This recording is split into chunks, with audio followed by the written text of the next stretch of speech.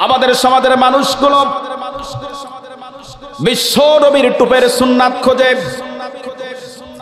নবীজির দাড়ির সুন্নাত খোঁজে, নবীজির মিসওয়াকের সুন্নাত খোঁজে। নবীজি মিষ্টি খেয়েছেন, মধুপান করেছেন, সেই সুন্নাতগুলি খোঁজে। কিন্তু নবীজি দিন কায়েমের জন্য শাহ আবু তালিবে 3 বছর জেল খেটেছেন। এই সুন্নাত কতজন মানুষ খোঁজে? খোঁজে? কথা বলেন, খোঁজে? খোঁজে না। আমার ভাইরা, দিন প্রতিষ্ঠার মহান দায়িত্ব পালন করতে যে নবীজি তায়েফের ময়দানে তিনি মার খেয়েছেন। হযরত আয়েশা রাদিয়াল্লাহু তাআলা আনহা একদিন বিশ্ব নবীকে প্রশ্ন করলেন, ইয়া রাসূলুল্লাহি হাল আতা আলাইকা ইয়াউমুন কানা সাদ্দা মিন ইয়াউমি উহুদ। হে আল্লাহর রাসূল, আপনার জীবনে কি উহুদ যুদ্ধের চেয়ে কোনো মারাত্মক দিন আছে কি? হুজুর বললেন, আয়েশা, তায়েফের কথা যখন আমার মনে পড়ে তখন আমি স্থির থাকতে পারি না। নবীজি হযরত আয়েশাকে তায়েফের ঘটনা নতুন করে শোনালেন। হুজুর বললেন, আয়েশা, তায়েফের ময়দানে কাফিরদের অত্যাচার নির্যাতনের ফলে আমি এমন হয়ে গিয়েছিলাম যে কি করব কিছুই বুঝতে পারছিলাম না, কোন দিকে যাব কিছুই বুঝতে পারছিলাম না। আমার চোখের দৃষ্টি যেদিকেই যাচ্ছিল আমি মুহাম্মদ সেদিকেই যাচ্ছিলাম। আমার ভাইরা, বিশ্ব নবী ভালো করে লক্ষ্য করুন, তায়েফের ময়দানে তাওহীদের দাওয়াত দেওয়ার জন্য গেলেন। তায়েফবাসী তাওহীদের দাওয়াত গ্রহণ করল না, বরং বিশ্ব নবীর উপর তায়েফের উচ্ছৃঙ্খল যুবকেরা হিংস্র হায়নারা পাথর হাতে নিয়ে রাস্তার দুধার দিয়ে লম্বা লাইন করে তারা দাঁড়িয়ে গেল। বিশ্ব নবী পথ চলছেন, তায়েফের হিংস্র হায়নারা বিশ্ব নবী মুহাম্মদুর রাসূলুল্লাহ সাল্লাল্লাহু আলাইহি ওয়াসাল্লামের উপর বৃষ্টির মতো করে পাথর বর্ষণ করা শুরু করলো। বিশ্ব নবীর মাথা ফেটে গেল, নবীজির কপাল ফেটে গেল, পাথরের আঘাত যেখানে লাগছে সেখানে ফেটে যাচ্ছে, নবীজির দেহ মোবারকটি রক্তে ভিজে গেল। আমার বন্ধুগণ, সাথে ছিল হযরত জায়েদের মাথা ফেটে রক্ত বের হয়ে জায়েদের শরীরটাও রক্তে ভিজে গেল। নবীজি হাঁটতে পারেন না, নবীজি বেহুশ হয়ে জমিনে পড়ে গেলেন। ওই বেহুশ অবস্থায় দুজন হিংস্র কাফির বিশ্ব নবীর দুবাহু ধরে উঁচু করে ধরল। আর ওই নিষ্ঠুর কাফিররা সামনে থেকে পিছন থেকে বিশ্ব নবীর উপর নতুন করে পাথরের বর্ষণ শুরু করল। আমার নবীজির শরীর থেকে এত বেশি রক্ত ঝরেছিল যে বুখারী শরীফের মধ্যে এসেছে, আমার নবীজির পায়ে ছিল কাঠের জুতা রক্তে জাম হয়ে আমার নবীর পায়ের সাথে আটকে গিয়েছিল। আমার ভাইরা, বিশ্ব নবী সেন্সলেস হয়ে পড়ে আছেন। ওই তায়েফের উচ্ছৃঙ্খল যুবকরা মনে করলো মুহাম্মদ মনে হয় মারা গিয়েছে, তারা চলে গেল। আবার বন্ধুগণ, কিছুক্ষণ পর নবীজির সেন্স ফিরে আসলো। কখনো সেন্স ফিরে আসছে, কখনো বেহুশ হয়ে যাচ্ছে। হযরত জায়েদ বিশ্ব নবীকে সাথে নিয়ে আস্তে আস্তে করে পথ চলছেন। বিশ্ব নবী বলেন, আয়েশা, ওয়া আনা বিকরনিস সাআলিব ফারাফাতু রাসি ফাইদা আনা বিসাহাবাতিন কদ যাল্লাতনি। আয়েশা, আমি যখন কর্ণ সালিব নামক স্থানে দাঁড়ালাম, আমার মাথাটা একটু উপরের দিকে উঠালাম, আমি আকাশের দিকে তাকিয়ে দেখলাম এক খণ্ড মেঘ আমাকে ছায়া দিচ্ছে। আর আমি ওই মেঘখণ্ডের মধ্যে হযরত জিবরিলকে দেখতে পেলাম। ফানাদানি ফাকালা ইন্নাল্লাহা ক্বাদ সামিআ কাওলা কওমিক লাক। বিশ্বনবী বলেন, আয়েশা, হযরত জিবরিল আমাকে ডাক দিলেন, আমাকে ডেকে বললেন, ইয়া রাসূলুল্লাহি, হে আল্লাহর রাসূল, আল্লাহ রাব্বুল আলামিন আরশে আজিম থেকে আপনার কওম আপনার সাথে যে ব্যবহারগুলো করেছে, আরশে আজিম থেকে আপনার রব সবকিছু ভালোভাবে দেখেছেন। হে আল্লাহর নবী, আল্লাহ রাব্বুল আলামিন আপনার সাহায্যের জন্য পাহাড়ের ফেরেশতা পাঠিয়ে দিয়েছেন। আমার বন্ধুগণ, বিশ্বনবী বলেন আয়েশা, ফাসাল্লামা আলাইহি, মুহূর্তের মধ্যে পাহাড়ের ফেরেশতারা যে হাজির।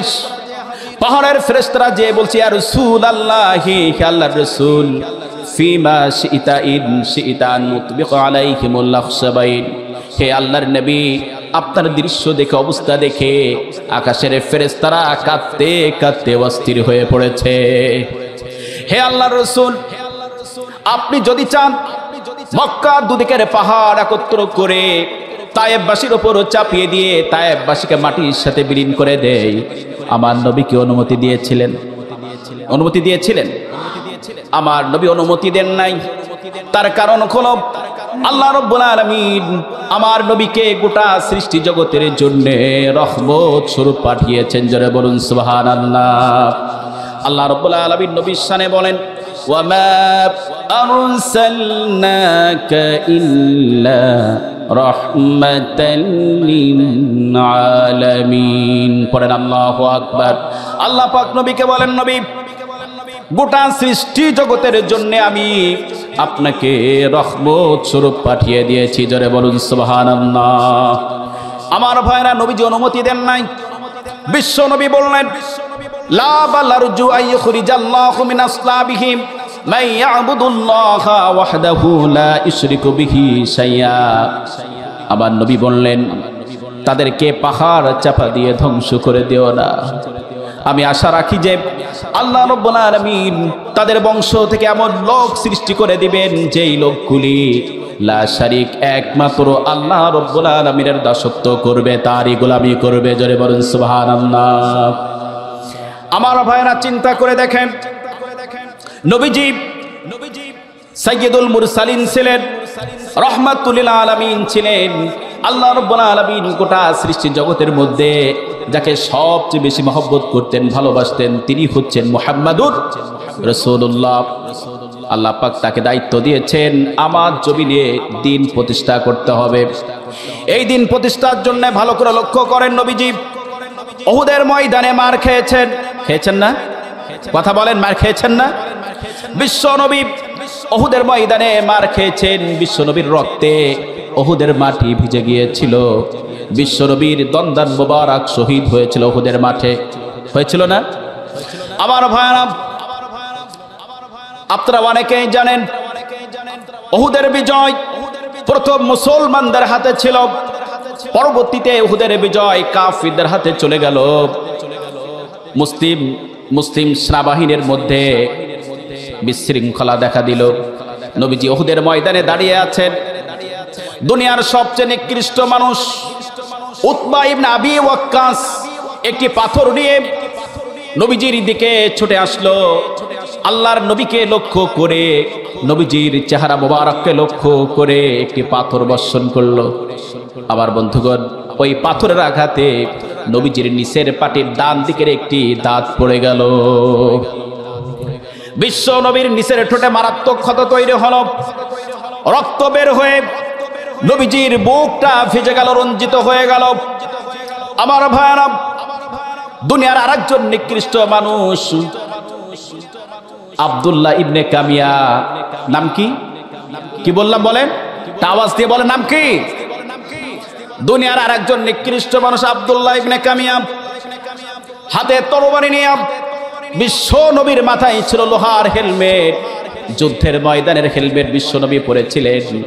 আব্দুল্লাহ ইবনে কামিয়া তরবারির উল্টো পিঠ দিয়া বিশ্ব নবীর কাঁধের ওপর এত জোরে আঘাত করলো, ওই আঘাতটি এত মারাত্মক ছিল যে একটি মাস ধরে নবীজি কাতরিয়েছেন, নবীজিকে কষ্ট দিয়েছে ওই আঘাত। আব্দুল্লাহ ইবনে কামিয়ার সাথে সাথে করে তার তরবারি দিয়া, বিশ্ব নবীর মাথায় ছিল লোহার হেলমেট, তরবারি দিয়া বিশ্ব নবীর ডান চোয়াল মোবারকে আঘাত করলো। আঘাতের সাথে সাথেই ওই হেলমেটের একটি লোহার আংটা বিশ্ব নবীর ডান চোয়াল মোবারকের মধ্যে ঢুকে গেল। আব্দুল্লাহ ইবনে কামিয়া তরবারি দিয়া নবীজির বাম চোয়ালে আঘাত করলো। লোহার একটি আংটা বিশ্ব নবীর বাম চোয়াল মোবারকের মধ্যে ঢুকে গেল। নবীজি বেহুশ হয়ে উহুদের ময়দানে একটি গর্তের মধ্যে পড়ে গেলেন। আবার বন্ধুগণ, নবীজি গর্তের মধ্যে পড়ে আছেন। চতুর্দিকে সংবাদ হয়ে গেল মুহাম্মদ শাহাদাত বরণ করেছে। আল্লাহর হাবিবকে উহুদের ময়দানে দেখা যায় না। সাহাবেরা বলছে, বুঝলাম নবীজি শাহাদাত বরণ করেছেন, তাহলে নবীজির লাশটি কোথায় পড়ে আছে, নবীজির লাশ কোথায় গেল? সাহাবেরা কাঁদতে কাঁদতে অস্থির হয়ে গেলেন, পাগলের মতো করে নবীর লাশ খুঁজতেছেন উহুদের ময়দানে। দীর্ঘক্ষণ খোঁজাখুঁজি করার পর বিশ্ব নবীর মহব্বতের সাহাবী হযরত কাব বিন মালিক রাদিয়াল্লাহু তাআলা আনহু, তিনি খুঁজতে খুঁজতে দেখতে পেলেন নবীজি একটি গর্তের মধ্যে পড়ে আছেন। হযরত কাব বিন মালিক নিশ্চিত হলেন নবীজি দুনিয়ায় বেঁচে আছেন। হযরত কাব বিন মালিক উহুদের ময়দানে চিৎকার করে বললেন, হে আল্লাহর নবী, সাহাবীরা, মুহাম্মদ সাল্লাল্লাহু আলাইহি ওয়াসাল্লাম এখনো জীবিত আছেন। তোমরা যে যেখানে আছো তাড়াতাড়ি আমাদের নবী, কলিজার নবী মুহাম্মদুর রাসূলুল্লাহ সাল্লাল্লাহু আলাইহি ওয়াসাল্লামের কাছে চলে আসো। মুহূর্তের মধ্যে প্রায় 30 জন সাহাবী আসলেন। হযরত আবু বকর আসলেন, হযরত উমর আসলেন, হযরত ওসমান আসলেন, হযরত আলী আসলেন। এসে দেখে নবীজির শরীরটা তো রক্তে ভেজা, নবীজি বেহুশ হয়ে পড়ে আছেন। হযরত আবু বকর আঙ্গুল দিয়া টেনে টেনে লোহার আংটা বের করার চেষ্টা করছেন, কিন্তু লোহার আংটা তো বিশ্ব নবীর চোয়াল মোবারকের মধ্যে ঢুকে গেছে। আঙ্গুল দিয়ে টেনে টেনে কি লোহার আংটা বের করা যায়? বের করা যায়? লোহার আংটা তো বের করা যায় না। বিশ্ব নবীর মহব্বতের সাহাবী হযরত আবু উবাইদা রাদিয়াল্লাহু তাআলা আনহু এই দৃশ্য দেখে হযরত আবু বকরকে বললেন, আবু বকর একটু তুমি সরে যাও। আমার বন্ধুগণ, হযরত আবু উবাইদা দাঁত দিয়ে টেনে টেনে লোহার আংটা দুটি বের করলেন। হাদিস শরীফের মধ্যে এসেছে হযরত আবু উবাইদার সামনের কয়েকটি দাঁত পড়ে গিয়েছিল। এর নাম হচ্ছে নবীর প্রতি সাহাবীদের ভালোবাসা, নবীর প্রতি সাহাবীদের মহব্বত। আমার ভাইরা, ক্ষত স্থান থেকে প্রচন্ড গতিতে রক্ত বের হচ্ছে। বিশ্ব নবীর সাহাবী হযরত মালিক বিন সিনান রাদিয়াল্লাহু তাআলা আনহু নবীজির ক্ষত স্থানে ঠোঁট লাগিয়ে দিলেন, ঠোঁট লাগিয়ে চুষণ দিলেন, রক্ত চুষে খেয়ে ফেললেন। বিশ্ব নবীর চেহারা মোবারক রক্তে ভিজে আছে। হযরত মালিক বিন সিনান জিহবা দিয়া চেটে চেটে নবীজির চেহারা মোবারক পরিষ্কার করলেন। নবীজির সেন্স ফিরে আসলো। নবীজি দেখলেন তার সাহাবী মালিক বিন সিনান জিহবা দিয়ে চেটে চেটে চেহারা মোবারক পরিষ্কার করছে।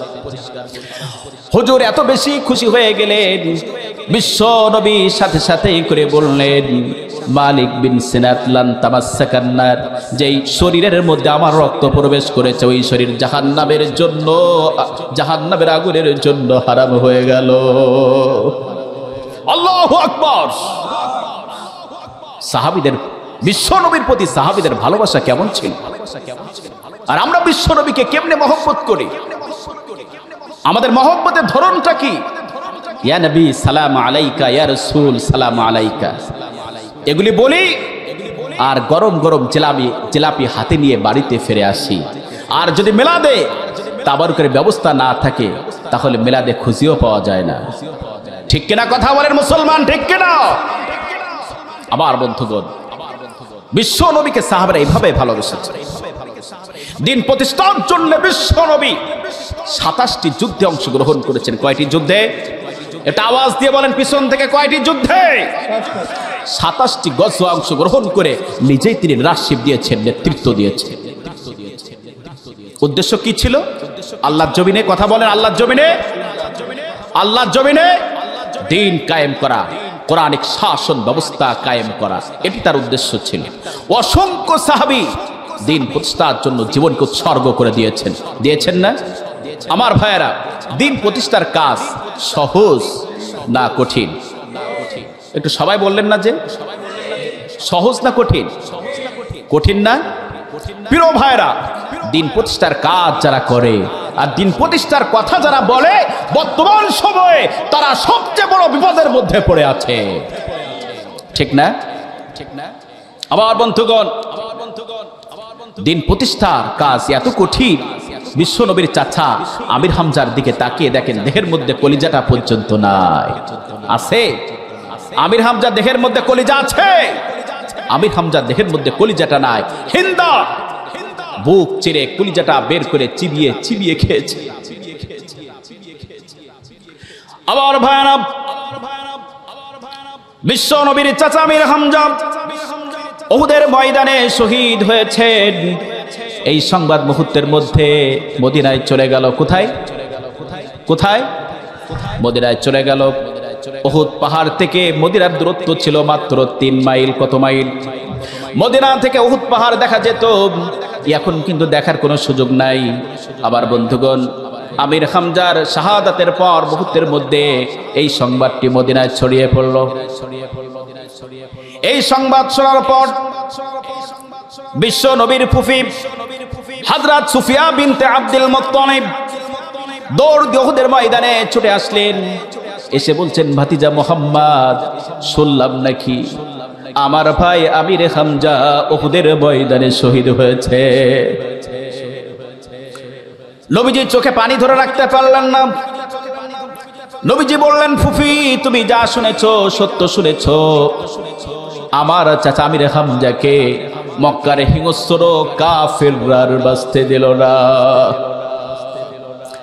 হযরত সুফিয়া বললেন, ভাতিজা মুহাম্মদ, আমি আমার ভাই আমির হামজাকে একটু দেখতে চাই।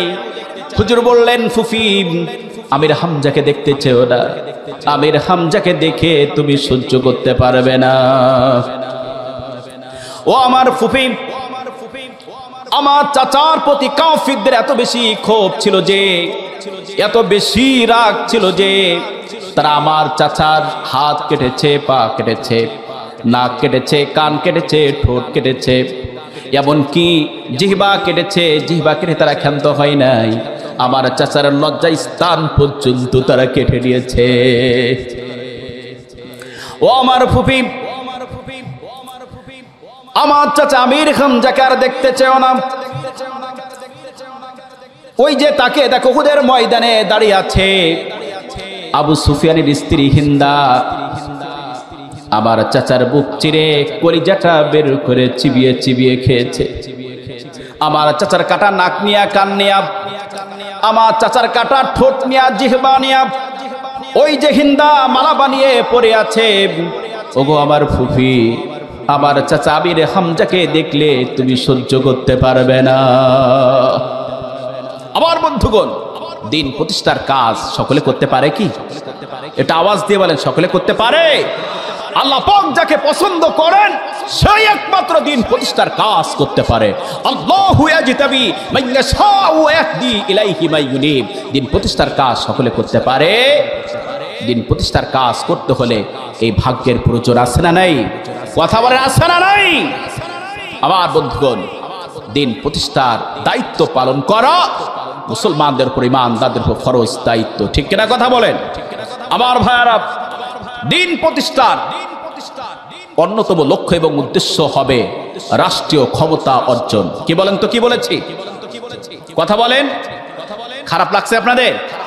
এটা আওয়াজ দিয়ে বলেন, খারাপ লাগছে?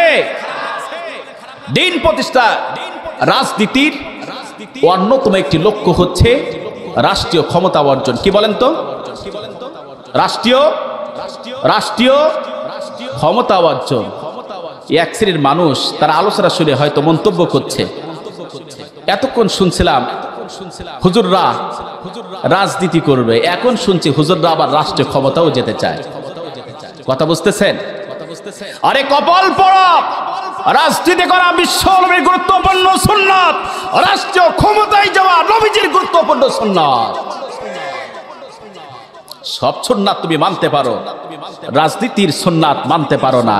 সব সুন্নাত মানতে পারো, রাষ্ট্রীয় ক্ষমতায় যাওয়ার সুন্নাত তুমি মানতে পারো না। তুমি মানবা কেমনে? তুমি তো মুনাফিকদের সর্দার আব্দুল্লাহ বিন উবাইর উত্তরসূরি। সুন্নাত নয় শুধু দাওয়াতের মেহমান, সুন্নাত নয় শুধু খাওয়া শেষে মধুপান, আরো কিছু সুন্নাত আছে তুমি জানো কি, জানলেও জীবনে কখনো তা মানো কি। ঠিক কিনা আমার ভাইয়েরা? রাজনীতির অন্যতম লক্ষ্য উদ্দেশ্য হচ্ছে রাষ্ট্রীয় ক্ষমতা অর্জন। কথা বুঝতেছেন? প্রিয় ভাইয়েরা, দেখেন মুসলমানদেরকে, ইমানদারদেরকে কেন রাষ্ট্রীয় ক্ষমতায় যেতে হবে? আল্লাহ রাব্বুল আলামিন কোরআন মাজিদের অন্যতম সূরা সূরাতুল হাদীদের 25 নম্বর আয়াতে বলেছেন, আল্লাহ পাক বলেন, লাকাদ আরসালনা রুসুলানা বিল বাইয়িনাতি ওয়া আনজালনা মাআহুমুল কিতাবা ওয়াল মিজান والميزان ليقوم الناس بالقسط وأنزلنا الحديد فيه بأس شديد ومنافع للناس। আওয়াজ দিয়ে বলেন আল্লাহু আকবার। আল্লাহ পাক বলেন, নিশ্চয় আমি আমার রাসূলদেরকে পাঠিয়েছি বাইয়িনাত দিয়ে, স্পষ্ট প্রমাণ দিয়ে, আর আমি তাদেরকে দিয়েছি কিতাব, দিয়েছি মিজান, মানদণ্ড কিতাব। এজন্য দিলাম যে যাতে করে তারা মানুষের মধ্যে যেন সুবিচার কায়েম করতে পারে। এরপর আল্লাহ পাক বলছেন, ওয়া আনজালনাল হাদীদা ফীহি বাসুন শাদীদু ওয়া মানাফিউ লিন-নাস। আল্লাহ পাক বলছেন, উই সেন্ড ডাউন আয়রন, আমি দিয়েছি লোহা। কি দিয়েছি? লোহা, আয়রন। আমরা অনেকে বলে আয়রন, আয়রন মানে কি? লোহা। কিন্তু আয়রন উচ্চারণটা সঠিক নয়, সঠিক প্রোনাউন্সিয়েশন হচ্ছে আয়ান। কি বলেন তো? আয়ান। সঠিক প্রোনাউন্সিয়েশন হচ্ছে আয়ান। আল্লাহ পাক বলছেন, আমি লৌহ দিয়েছি, আয়রন দিয়েছি। কথা বুঝতেছেন? কেন? ফীহি বাসুন শাদীদ, লোহার মধ্যে আছে প্রচন্ড শক্তি। ওয়া মানাফিউ লিন-নাস, মেনি বেনিফিটস ফর পিপল, এবং মানুষের জন্য বহুবিধ কল্যাণ নিহিত। সুবহানাল্লাহ বলবেন না? আচ্ছা বলেন তো, লোহা শক্ত না নরম? আওয়াজ দিয়ে বলেন। শক্ত না? রাজনৈতিক শক্তি, পলিটিক্যাল পাওয়ার, রাষ্ট্রীয় ক্ষমতা শক্ত না নরম? কথা বলেন। শক্ত না নরম? শক্ত। একটি তাফসীর গ্রন্থের নাম আপনাদেরকে বলি, সবাই মনে রাখার চেষ্টা করবেন। কেন মনে রাখার চেষ্টা করবেন? এটা হচ্ছে পৃথিবীর সর্বশ্রেষ্ঠ তাফসীর গ্রন্থ, তাফসীরুল হাওয়ী। মনে থাকবে? সবাই একটু মুখস্থ করে নেন।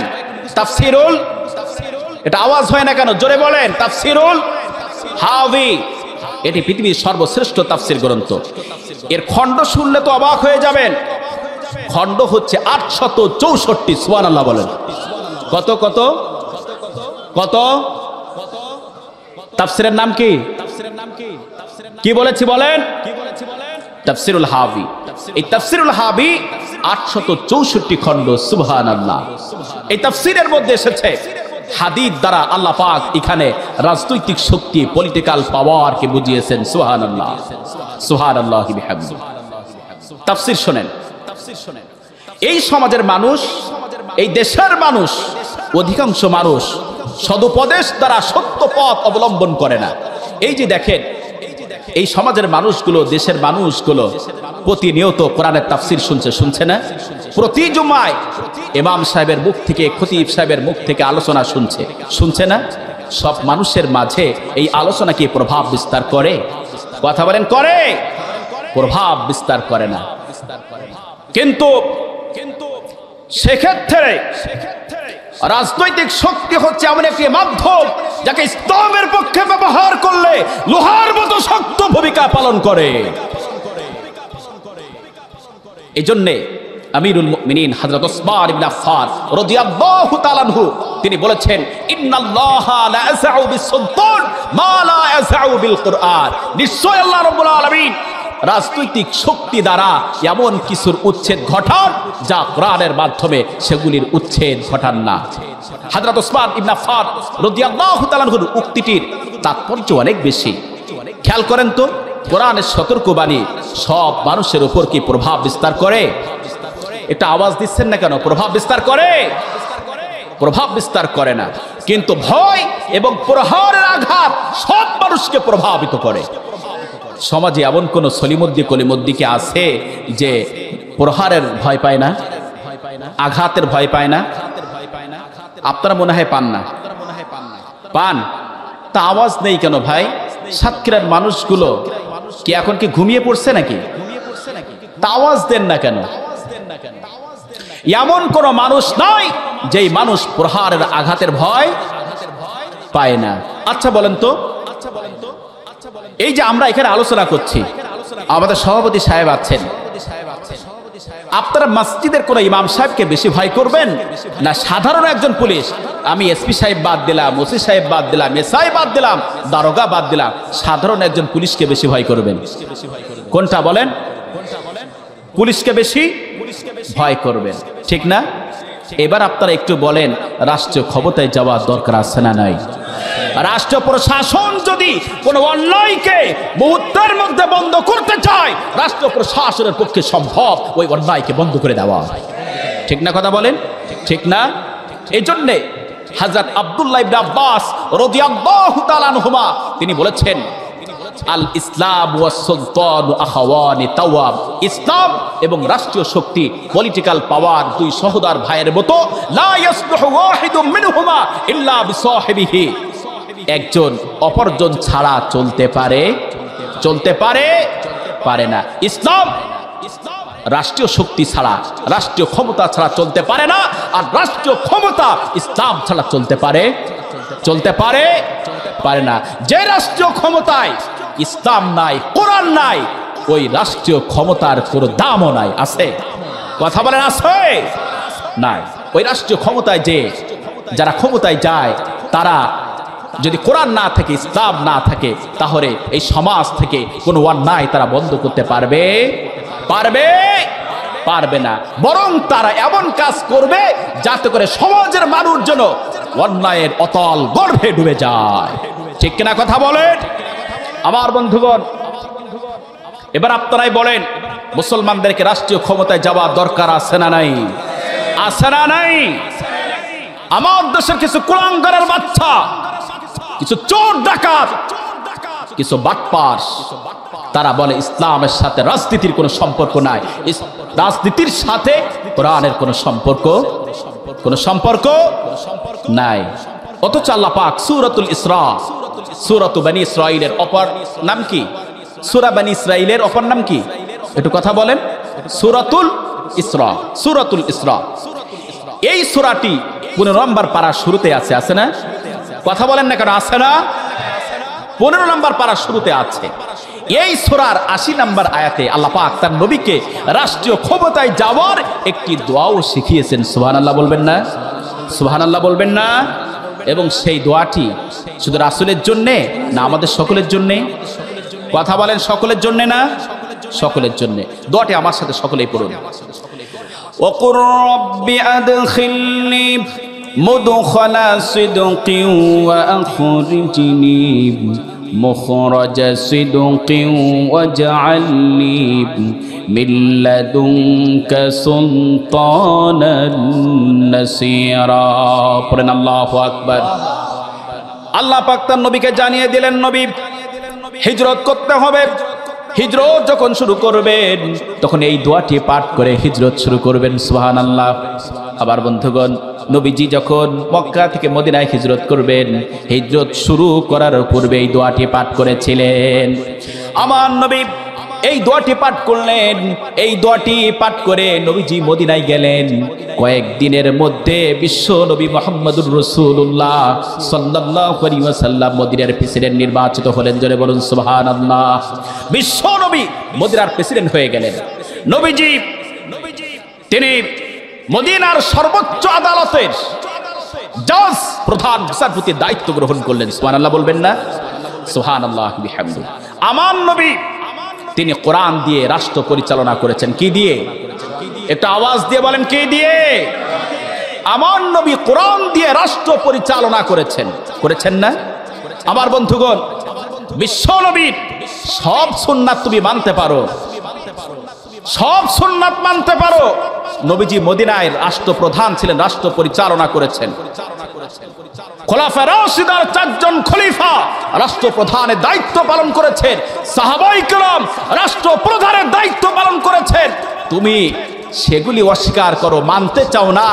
তুমি মানবে কেমনে? কোথায় তোমার বিবেকের উপর প্রস্রাব করে দিয়েছে। আমার ভাইয়েরা, ইসলামী রাজনীতির অন্যতম লক্ষ্য উদ্দেশ্য হচ্ছে স্বাধীন বিচার বিভাগ প্রতিষ্ঠা করা, নিরপেক্ষ বিচার বিভাগ প্রতিষ্ঠা করা। কথা বলেন ঠিক কিনা? আল্লাহ রাব্বুল আলামিন বলেন, ইন্না আনজালনা ইলাইকাল কিতাবা বিল হাক্কি লিতাহকুমা বাইনান নাসি বিমা আরাকাল্লাহ ওয়া লা তাকুন লিল খাইনিনা খাসীমা। পড়েন আল্লাহু আকবার।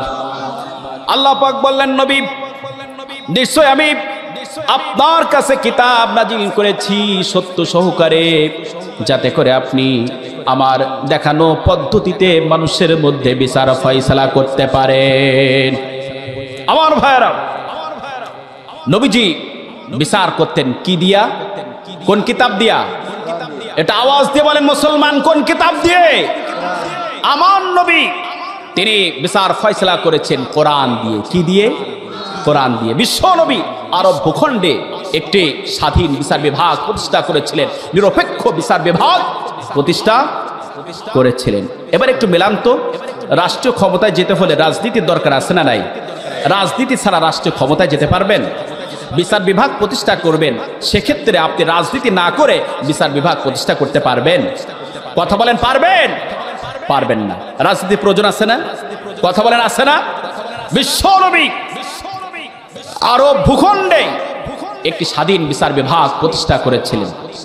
বিশ্ব নবীর বিচার বিভাগ এতটাই স্বাধীন ছিল যে, নিরপেক্ষ ছিল যে, লক্ষ্য করুন, হাদিস শুনুন। একবার মাখজুমি গোত্রের এক কুরাইশি মহিলা চুরি করলো। কে চুরি করলো? কথা বলেন, কে চুরি করলো? মাখজুমি গোত্রের এক কুরাইশি মহিলা চুরি করলো। নবীজির কাছে বিচার আসলো। নবীজি তার হাত কেটে ফেলার নির্দেশ দিলেন। চুরির শাস্তি কি? কথা বলেন, এটা আওয়াজ দিয়ে বলেন, চুরির শাস্তি কি? চুরির শাস্তি হাত কাটা। ওয়াস-সারিকু ওয়াস-সারিকাতু ফাকতউ আইদিয়াহুমা। চোর পুরুষ হোক নারী হোক, হাত কাটতে হবে। ঠিক কিনা? কথা বলেন। বিশ্ব নবী যখন হাত কেটে ফেলার নির্দেশ দিলেন, নবীজির এই রায় শুনে কিছু মানুষ পেরেশান হয়ে পড়ল। তার কারণ হচ্ছে ওই মহিলাটি ছিল সম্ভ্রান্ত পরিবারের, ধনী পরিবারের। আমার বন্ধুগণ, কিছু মানুষ বিশ্ব নবীর মহব্বতের সাহাবী হযরত উসামার কাছে চলে গেল। হযরত উসামাকে যে বলল, হে আল্লাহর নবীর মহব্বতের সাহাবী, বিশ্ব নবী তোমাকে মহব্বত করেন, ভালোবাসেন, তুমি বিশ্ব নবীর কাছে যে ওই মহিলার জন্য সুপারিশ করবে। আমার ভাইয়েরা, হযরত উসামা রাদিয়াল্লাহু তাআলা আনহু বিশ্ব নবীর দরবারে চলে গেলেন। নবীজির দরবারে যে বললেন, ইয়া রাসূলুল্লাহি, ওই মহিলাটিকে আপনি মাফ করে দেন। পড়েন নাউজুবিল্লাহ। ওই মহিলাটিকে আপনি মাফ করে দেন। নবীজি বললেন, উসামা, তুমি কি আল্লাহর বিধান কায়েম না করার ব্যাপারে সুপারিশ করছো? বিশ্ব নবী যখন এই কথা বললেন, হযরত উসামা ভয় পেয়ে গেলেন। হযরত উসামা ভীত সন্ত্রস্ত হয়ে বললেন, ইয়া রাসূলুল্লাহ, হে আল্লাহর রাসূল, আমি ভুল করেছি, আমি উসামা বুঝতে পারি নাই, আপনি আমাকে মাফ করে দিন। নবীজি রাগান্বিত হয়ে গেলেন। বিশ্ব নবী মসজিদের মধ্যে ঢুকলেন, মসজিদের মিম্বারে দাঁড়ালেন। নবীজি সাহাবীদের উদ্দেশ্য করে বললেন, সাহাবীরা, তোমাদের পূর্বে অনেক জাতিদেরকে ধ্বংস করে দেওয়া হয়েছে। ধ্বংসের কারণ হলো, যখন তাদের মধ্যে কোন ধনী মানুষ, কোন সম্ভ্রান্ত মানুষ, কোন প্রভাবশালী চুরি করত, তখন তাকে তারা ছেড়ে দিত। আর যখন কোন গরিব মানুষ, দুর্বল মানুষ চুরি করত, তাদের হাত তারা কেটে নিত। বিশ্বনবী বলেন, ওয়াইমুল্লাহ লাউ আন্না ফাতিমাতা বিনতি মুহাম্মদ সারাকাত লা কুতিআত ইয়াদাহা। আল্লাহর কসম, সাহাবীরা শোনো, আমার মেয়ে ফাতেমাও যদি চুরি করে অবশ্যই তার হাত কেটে ফেলা হবে। এর নাম হচ্ছে স্বাধীন বিচার বিভাগ, এর নাম হচ্ছে নিরপেক্ষ বিচার বিভাগ। কথা বুঝতেছেন? রাজনীতির উদ্দেশ্য কি? নিরপেক্ষ স্বাধীন বিচার বিভাগ প্রতিষ্ঠা করা। বিগত সরকারের সাবেক ক্ষমতাচ্যুত প্রধানমন্ত্রীর শাসনামলে, লম্বা শাসনামলে আমরা দেখেছি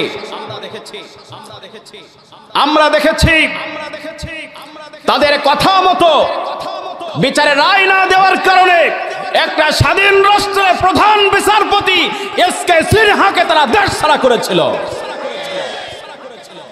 আমার দেশের হাইকোর্ট, সুপ্রিম কোর্ট, আমার দেশের আদালতগুলির বিচারকরা ছিল তাদের বানানো হাতের পুতুল। তারা যখন তারা যেভাবে রায় দিতে বলেছে তখন তারা সেভাবে রায় দিয়েছে। যারা নির্দোষ, যারা নিষ্পাপ, তাদেরকে দোষী সাব্যস্ত করে তাদের ফাঁসির মঞ্চ পর্যন্ত পাঠিয়েছে। আর যারা প্রকৃতপক্ষে দোষী, চোর ডাকাত, যারা খুনি ধর্ষক, তাদেরকে নির্দোষ বানিয়ে আবার দেশের বিচারপতিরা তাদেরকে জামিন দিয়েছে।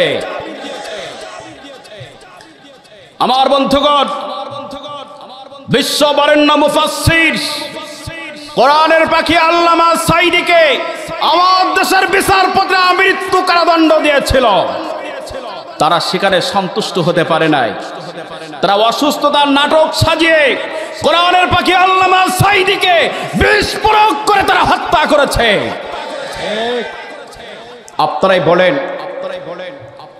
বাংলাদেশের সংবিধান অনুযায়ী আদালত থেকে জামিন পাওয়ার অধিকার কি সকলের আছে না? কথা বলেন, আছে না? সকলের আছে। কিন্তু আমরা দেখেছি যারা চোর ডাকাত, যারা ধর্ষক, দুর্নীতিবাজ, আমার দেশের বিচারপতিরা তাদেরকে জামিন দিয়েছে এবং সেই সমস্ত চোরের দল আদালত থেকে ভি চিহ্ন দেখে আদালত চত্বর তারা ত্যাগ করেছে। অথচ জাতির শ্রেষ্ঠ সন্তান উলামায়ে কেরাম শাইখুল হাদিসদেরকে তারা মিথ্যা মামলায় বছরের পর বছর জামিন না দিয়ে জেলখানার মধ্যে তারা গ্রেফতার করে রেখেছে। আমার দেশের বিচারকরা যদি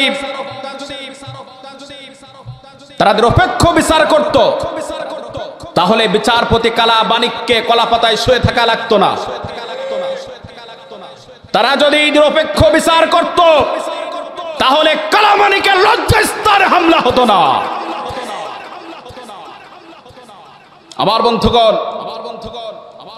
নবী করিম সাল্লাল্লাহু আলাইহি ওয়াসাল্লাম একটি স্বাধীন, একটি নিরপেক্ষ বিচার বিভাগ তিনি প্রতিষ্ঠা করেছিলেন এবং তিনি বিচার করতেন কি দিয়া?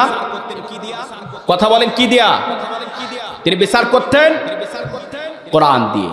প্রিয় ভাইরা, এবার কিন্তু আস্তে আস্তে করে গুছিয়ে নিচ্ছে আলোচনা। এবার যে আলোচনাটুকু শুনবেন খুবই গুরুত্বপূর্ণ আলোচনা। এখন আর কেউ উঠবেন না। এতক্ষণ যে আলোচনা শুনলেন, এবার আস্তে আস্তে করে আপনি কোন শিক্ষাটা নিয়ে যাবেন সেই শিক্ষাটা এখন নিতে হবে, সেটা আলোচনা হবে। কেউ উঠবেন না। এখন যদি কেউ উঠেন তাহলে কিন্তু আমি একদম আপনারকে উদ্দেশ্য করে ডাক দিব। কেউ উঠবেন না। একান্ত যদি পেশাব লাগে, কথা বুঝতেছেন, পেশাব লাগলে পেশাব করতে যাবেন, কিন্তু দয়া করে পেশাবের নাম করে কেউ চলে যায়েন না। এমন বদদোয়া দেব সারা জীবন কিন্তু পেশাব বন্ধ, পেশাব কিন্তু হতেই থাকবে। কথা বুঝতেছেন? খবরদার পেশাবের নাম করে কেউ চলে যায়েন না। প্রিয় ভাইরা,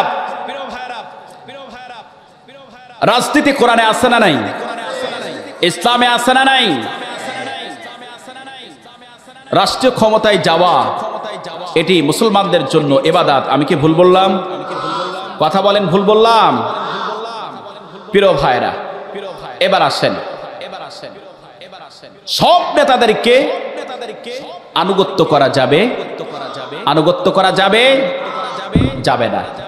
ইসলামী রাষ্ট্রের মূলনীতি আছে, আছে না? কথা বলেন, আছে না? এদিকে একটা আওয়াজ দেন, আছে না? ইসলামী রাষ্ট্রের মূলনীতি হচ্ছে সমস্ত ক্ষমতার উৎস হচ্ছেন আল্লাহ। কে বলেন তো?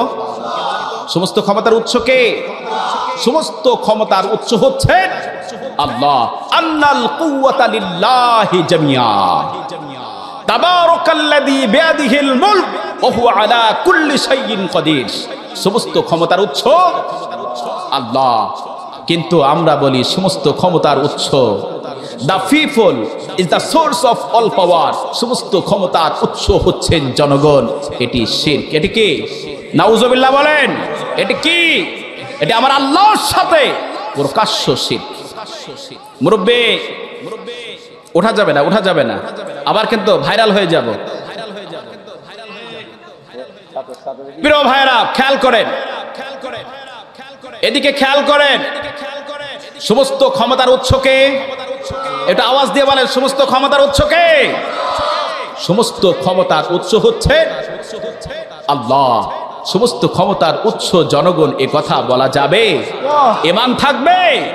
একথা বললে ঈমান থাকবে? একথা বললে ঈমান মুহূর্তের মধ্যেই চলে যাবে। কেউ যদি বলে আর কেউ যদি বিশ্বাস করে, ঈমান ঈমান থাকবে না। আমার আল্লাহর সাথে প্রকাশ্য শিরক। ঠিক কিনা কথা বলেন? আমার বন্ধুগণ, আমার আল্লাহ কি না করতে পারেন, কি না করতে পারেন। আহারে, কেউ কি কল্পনা করতে পেরেছিল যে আওয়ামী লীগ এই বাংলার জমিন থেকে বিদায় নিবে? কেউ কল্পনা করতে পেরেছিল? তুতিল মুলকা মান তাশা ওয়া তানসিউল মুলকা মিম্মান তাশা। আল্লাহ যাকে ইচ্ছা ক্ষমতা দেন, যার থেকে ইচ্ছে মুহূর্তের মধ্যে ক্ষমতা ছিনিয়ে নেন। ঠিক কিনা কথা বলে? ঠিক কিনা? আমার ভাইরা, কি সুখী পরিবার আজকের বর্তমানে। নিজেই বিধবা, রাজত্ব হারিয়ে চলে গেল ভারতের মাটিতে। তিনি নিজেও বিধবা, তার কন্যা সেও বিধবা, ছেলে স্ত্রী কর্তৃক ডিভোর্স। বোনের মেয়ে টিউলিপ, টিউলিপ ব্রিটিশ পার্লামেন্ট থেকে বিদায়। এর চার কি সুখ চান তারা? ঠিক কিনা? আমার ভাইরা, তারা আমাদেরকে রাজাকার বলতো। যারা আমাদেরকে রাজাকার বলতো, আমরা হাসি মুখে ফাঁসির মঞ্চে গিয়েছি, কিন্তু আমরা কেউ পাকিস্তানে পালাই যায়নি।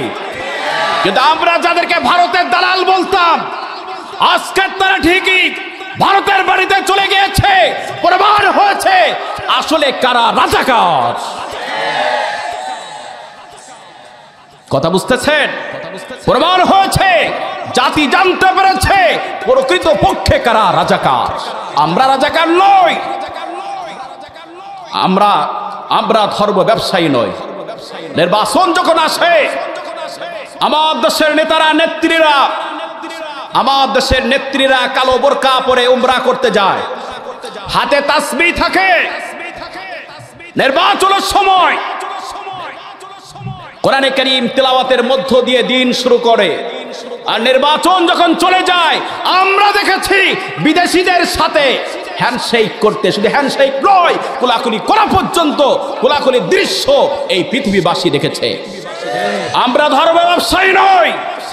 যারা ধর্মকে ব্যবহার করে, যারা ক্ষমতায় যেতে চায়, এরাই হচ্ছে আসল ধর্ম ব্যবসায়ী। আমার বন্ধুগণ, সকলকে সমর্থন করা যাবে না, সকলকে নেতা বানানো যাবে না। ইসলামী রাষ্ট্রের মূলনীতি হচ্ছে, ইসলামী রাষ্ট্রের মূলনীতি হচ্ছে আইন হবে কার? কথা বলেন। আইন হবে আল্লাহর। ইসলামী রাষ্ট্রের মূলনীতি হচ্ছে শাসন হবে সৎ এবং জ্ঞানী লোকের। সুবহানাল্লাহ বলবেন না? সৎ এবং জ্ঞানী লোকের। বর্তমান সরকারকে ধন্যবাদ জ্ঞাপন করছি। আমরা দেখেছি বাংলাদেশের মানুষ, আমরা দেখেছি 8 পাশে এমপি হওয়ার দৃশ্য, 8 পাশে মন্ত্রী হওয়ারও দৃশ্য দেখেছি না ভাই? কথা বলেন। কিন্তু বর্তমান সরকার আইন প্রণয়ন করেছে, ইউপি চেয়ারম্যান হতে হলে স্নাতক পাস হওয়া লাগবে, অনার্স পাস হওয়া লাগবে। পৌরসভার মেয়র হতে গেলে অবশ্যই তাকে স্নাতক, তাকে অনার্স পাস হতে হবে। কথা বুঝতেছেন? মূর্খরা, যারা মূর্খ, তারা আবার জাতির যারা শ্রেষ্ঠ সন্তান, শিক্ষক মন্ডলী, ওলামায়ে কেরাম, তাদেরকে সম্মান তারা কেমনে দেবে? তারা তো মূর্খ। কথা বলেন না কেন? আরে মুসলমান, কথা বলেন না কেন? শাসন হবে সৎ এবং জ্ঞানী লোকের, তাহলেই দেশটা সামনের দিকে অগ্রসর হবে। হযরত ইউসুফ আলাইহিস সালাতু ওয়াস সালামকে তার ভাইরা কূপের মধ্যে ফেলে দিল। আল্লাহ রাব্বুল আলামিন সেই কূপ থেকে তাকে তুলে নিয়ে ফুড মিনিস্টার, খাদ্য মন্ত্রী বানিয়ে দিলেন। দেশে এত দুর্ভিক্ষ হলো, খাদ্যের অভাবে মানুষ যেখানে সেখানে মারা যাচ্ছিল। হযরত ইউসুফ আলাইহিস সালাতু ওয়াস সালাম আল্লাহর কাছে প্রার্থনা করলেন, রব্বুল আলামিন ক্বালা জাআলনি আলা খাযাইনিল আরদ ইন্নী হাফিজুন আলীম। রব্বুল আলামিন, তুমি আমাকে এই পৃথিবীর, এই জমিনের ধনভাণ্ডারের কর্তৃত্ব দাও। ইন্নী হাফিজুন আলীম, নিশ্চয় আমি উত্তম রক্ষক এবং সুবিজ্ঞ। কথা বুঝতেছেন? হযরত ইউসুফ আলাইহিস সালাতু ওয়াস সালাম দায়িত্ব পালন করলেন। কয়েক বছরের মধ্যে, 2-1 বছরের মধ্যে দেশের চরিত্র পাল্টে গেল, অভাব চলে গেল, দুর্ভিক্ষ চলে গেল, দেশটা সামনের দিকে অগ্রসর হলো। সুবহানাল্লাহ বলবেন না? সুবহানাল্লাহ, সুবহানাল্লাহি বিহামদি। তারা বলে হুজুররা রাজনীতি করে কেন? আমরা কেন রাজনীতি করি? তোমরা রাজনীতি করো পেটের জন্যে, তোমরা রাজনীতি করো ক্ষমতার জন্যে, তোমরা রাজনীতি করো দেশটাকে লুটপাট করে খাওয়ার জন্যে। আমরা পেটের রাজনীতি করি না, আমরা ক্ষমতার রাজনীতি করি না। আল্লাহর কসম, আমরা রাজনীতি করি আল্লাহর সন্তুষ্টির জন্য। আমরা রাজনীতি করি কোরআন দিয়ে রাষ্ট্র পরিচালনার জন্য।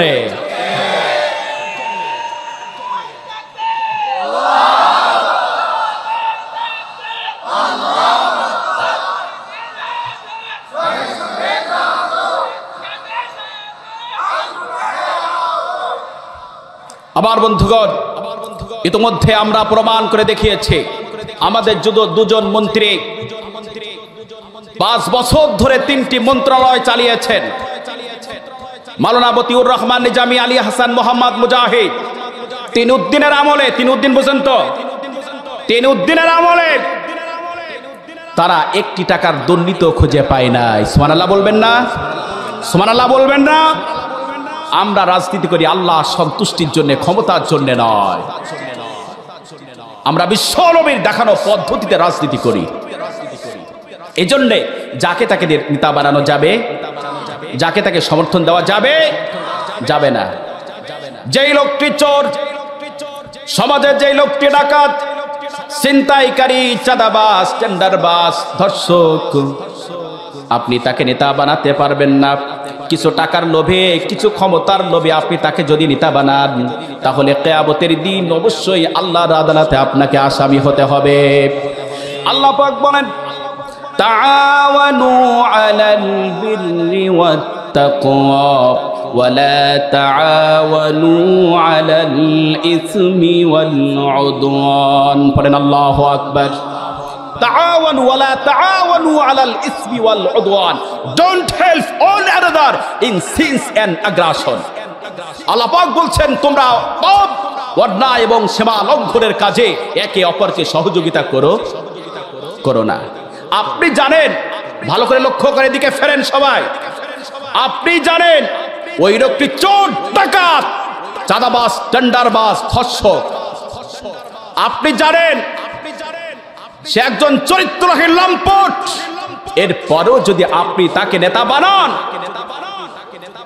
আপনি জানেন সে জনগণের মাল চুরি করবে, টিন চুরি করবে, ত্রাণের মাল চুরি করবে, নির্বিচারে মানুষ হত্যা করবে, এরপরেও যদি আপনি তাকে নেতা বানান, তাহলে সে এবং তার সরকার যত অপরাধ করবে, যত অন্যায় করবে, মানুষ হত্যা করবে, তাদের পাপের সমান অংশীদার আল্লাহ পাক আপনাকে বানিয়ে দিবেন।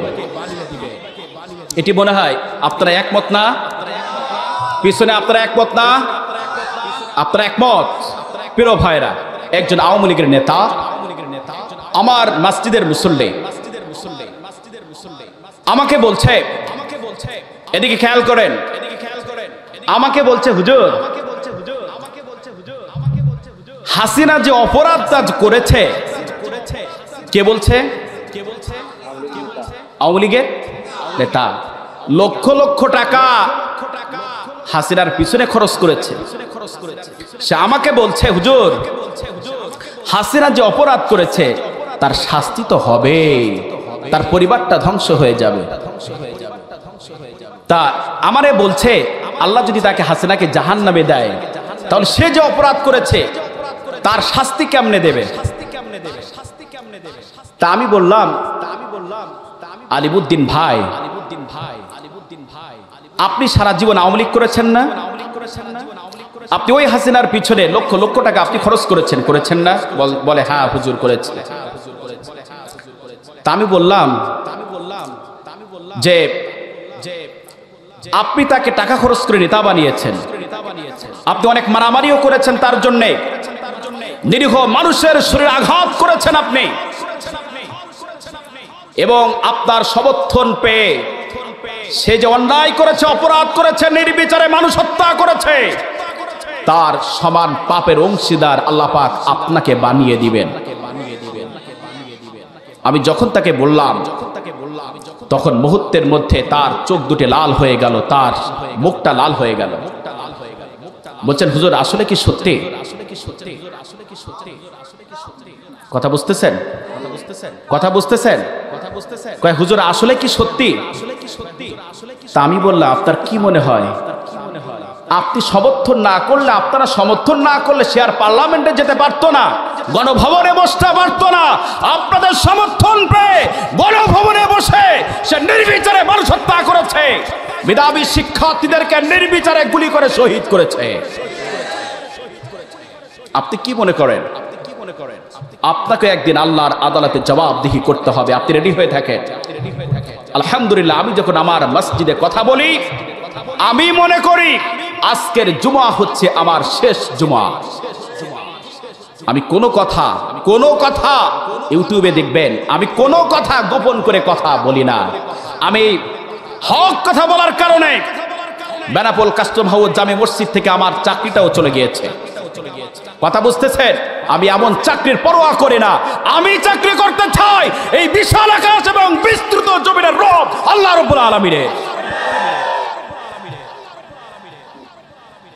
আমার ভাইয়েরা, যাকে তাকে নেতা বানাবেন, জাহান্নামে চলে যাবেন। আপনার এই ইবাদত বন্দেগী, আপনার নামাজ, রোজা, হজ, যাকাত আপনাকে কোনো উপকার করতে পারবে? পারবে না। আল্লাহ পাক বলছেন ওয়াল্লাম ইয়াহকুম বিমা আনজালাল্লাহু ফাউলাইকা হুমুল কাফিরুন। আল্লাহ বলছেন যেই দলের মধ্যে দিন বাস্তবায়নের কর্মসূচি নেই, ভালো করে বুঝবেন, যে দলের মধ্যে কোরআনিক শাসন ব্যবস্থা কায়েমের কর্মসূচি নয়, ইসলামী সমাজ বিনির্মাণের কর্মসূচি নয়, সেই দলকে সমর্থন করা যাবে না। সেই দলকে সমর্থন করা হচ্ছে হারাম। আর এই দলকে তারা সমর্থন করে, ফাউলাইকা হুমুজ জালিমুন, তারা জালিম, ফাউলাইকা হুমুল কাফিরুন, তারা কাফির, ফাউলাইকা হুমুল ফাসিকুন, আমার আল্লাহ বলে দিয়েছেন তারা হচ্ছে ফাসিক। আপনি জানেন তার চরিত্র সম্পর্কে, আপনি সমাজের মানুষ, আপনার সমাজের ছেলে, আপনি জানেন তার চরিত্র জেনেও যদি আপনি তাকে ভোট দেন, তাহলে আপনার এই কপালটা আগুনে পড়ে যাবে, জাহান্নামের আগুনে পড়ে যাবে। আল্লাহ বলে দিলেন ওয়ালা তুতিউল কাফিরিনা ওয়াল মুনাফিকিন, তোমরা কাফিরদেরকে, মুনাফিকদেরকে নেতা বানায়ো না। মুনাফিক কারা? ভালো করে বুঝেন, তাফসীর শুনেন মুসলমান। মুনাফিকদের সর্দার ছিল, নাম কি?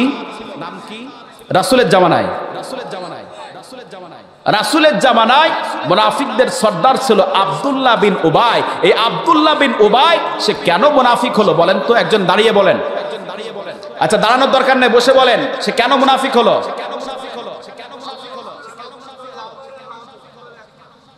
শুকরিয়া, শুক্রাল্লাহ। আল্লাহ রসুলের সমস্ত ক্ষেত্রে নেতৃত্ব মেনে নিয়েছে। আব্দুল্লাহ বিন উবাইয়ের মতো এত বড় মাপের আলিম বর্তমান বাংলাদেশে, সে ইলম শিক্ষা লাভ করেছে কার থেকে? এটা আওয়াজ দিয়ে বলেন, কার থেকে? আল্লাহ রসুলের কাছ থেকে সে ইলম শিক্ষা করেছে। আব্দুল্লাহ বিন উবাই বিশ্ব নবীর পিছনে 12টি বছর নামাজ আদায় করেছে। কয়টি বছর? আওয়াজ দিয়ে বলেন। 12 বছর বিশ্বনবীর পিছনে সে নামাজ আদায় করেছে। 12টি বছর ধরে আব্দুল্লাহ বিন উবাই বিশ্বনবীর পিছনে যদি কেউ দাঁড়িয়ে যেত, আব্দুল্লাহ বিন উবাই এসে তাকে সরিয়ে দিয়ে সেখানে দাঁড়াতো।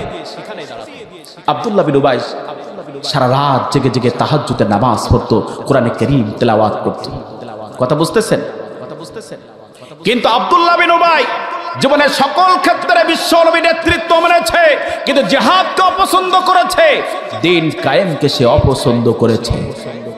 যার কারণে আব্দুল্লাহ বিন উবাই হয়ে গেল মুনাফিকদের সর্দার। আমার ভাইরা, এখানে আল্লাহ তাআলা বলেছেন ওয়ালা তুতিউল কাফিরিন ওয়াল মুনাফিকিন, কাফিরদেরকে নেতা বানাও না, তাদের আনুগত্য করো না। আর যারা মুনাফিক তাদের আনুগত্য, তাদেরও নেতাও ফালা তুতিউল মুকাজ্জিবিন, আর যারা মিথ্যাবাদী তাদেরকে নেতা বানানো যাবে, ঠিক কিনা?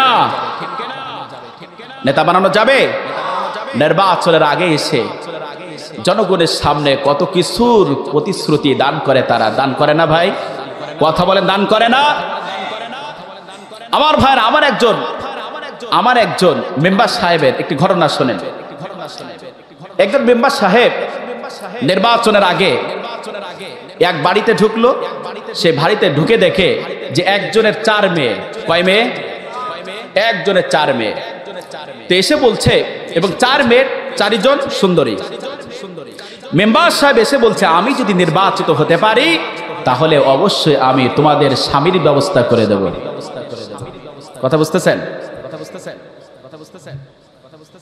কত মেম্বার আসলো,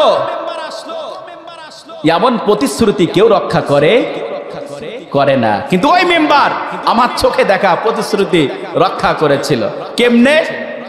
নির্বাচন হয়ে গেল, এখন ওই মেম্বার সাহেবের তো বউ আছে, বাচ্চাও 3টা আছে, আর মেম্বার সাহেবের বয়সও হয়ে গেছে। আর মেম্বার সাহেব টার্গেট নিয়েছে, আমি তো প্রতিশ্রুতি দিয়েছিলাম বরের ব্যবস্থা করব। কথা বুঝতেছেন? কিসের ব্যবস্থা করব? বরের ব্যবস্থা করব। নির্বাচন হয়ে গেল, এখন ওই মেম্বার সাহেব নির্বাচিত হলেন। এখন ঘন ঘন ওই বাড়িতে আসে। কথা বুঝতেছেন? মেম্বার সাহেব এত ঘন বাড়িতে আসে যে মেয়েরাও পছন্দ করে না, মেয়ের বাবাও পছন্দ করে না। এখন মেম্বার সাহেব দেখছে যে তার তো টার্গেট যে বড় মেয়েটাকে সে বিবাহ করবে। কেমনে করবে? এখন প্রেম নিবেদন করে বিবাহ করবে। প্রেম করবে কেমনে? এখন ওই বাড়িতে, তারা ছিল গরিব মানুষ, ওই বাড়িতে মনে করেন সে প্রচুর টাকা দিত, প্রত্যেক মাসে প্রচুর বড় বড় অঙ্কের টাকা দিয়ে একটি সম্পর্ক সে তৈরি করেছে। একদিন দেখা গেল মেয়ের সাথে তার সম্পর্ক হয়েছে, ওই সম্পর্কের জেদ ধরে মেয়েকে নিয়ে মেম্বার সাহেব পালিয়ে গেছে। কি সুবহানাল্লাহ বলবেন না? হ্যাঁ, নাউজুবিল্লাহ, নাউজুবিল্লাহি মিন যালিক। মেম্বার সাহেবের আর মেম্বারগিরি করা হলো না, মেয়ে নিয়ে এসে চলে গেছে। 2টি মাস পরে জানা গেল মেম্বার সাহেব মেয়েকে নিয়ে ভারতের মাটিতে কি করছে? সে একটি ভাটাতে মেম্বারগিরি করছে। এমন জনপ্রতিনিধি আমাদের সমাজে, আমাদের দেশে আছে না নয়? এরা হচ্ছে মিথ্যাবাদী, চরিত্রহীন লম্পট। এদেরকে নেতা বানানো যাবে? নেতা বানানো যাবে? নেতা বানানো যাবে না। আল্লাহ পাক বলে দিলেন, যারা চরিত্রহীন লম্পট তাদেরকে তোমরা নেতা বানায়ো না। ওয়ালা তুতিউ কুল্লা হাল্লাফিম মাহিন হাম্মাজিম মাশাইম বিনামিম মান্নাইল লিল খায়রি মুতাদিন আসিম। আলোচনার শেষান্তে চলে এসেছি। প্রিয় ভাইরা, আমার যুবক ভাইরা, প্রাণ প্রিয় কলিজার টুকরা শিক্ষার্থী ভাইরা, লক্ষ্য করেন, আপনি যদি ওই মানুষগুলোকে নেতা বানান, তাদেরকে যদি সমর্থন দেন, কিয়ামতের দিন অবস্থা কেমন হবে, এই অবস্থার বর্ণনা দিয়েই আজকের আপনাদের মাঝ থেকে বিদায় নেব ইনশাআল্লাহ।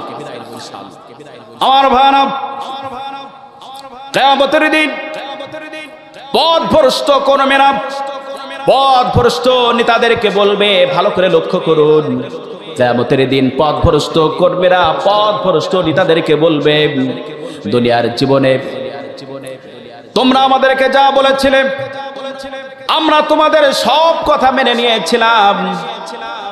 দুনিয়ার জীবনে তোমরা চেয়ারে বসে আমাদেরকে হুকুম করেছিলে, আমরা নিচে বসে হুকুমগুলো মান্য করেছিলাম। তোমরা বলেছিলে অমুককে মারতে, আমরা তাকে মেরে সাপের মতো পিটিয়েছিলাম, আবার কাউকে হত্যা করেছিলাম। দুনিয়ার জীবনে তোমরা আমাদেরকে বলেছিলে অমুকের বিরুদ্ধে স্লোগান দিতে, আমরা স্লোগান দিয়েছিলাম। তোমরা আমাদেরকে বলেছিলে অমুককে বাড়ি ছাড়া করতে, আমরা তাকে শুধুমাত্র বাড়ি ছাড়া করি না, এলাকা ছাড়াও করেছি। দুনিয়ার জীবনে তোমাদের হুকুম বাস্তবায়ন করতে যে আমরা কখনো কখনো বিপদে পড়েছি, তোমরা আমাদেরকে বিপদ থেকে রক্ষা করেছো, উদ্ধার করেছো। দেখেন না, আকাম কুকাম করতে যে ধরা খাওয়ার পর নেতা কর্মীর পক্ষে ওসি সাহেবকে ফোন দিয়ে বলে, ওসি সাহেব বল্টু মিয়ারে ধরছো কেন?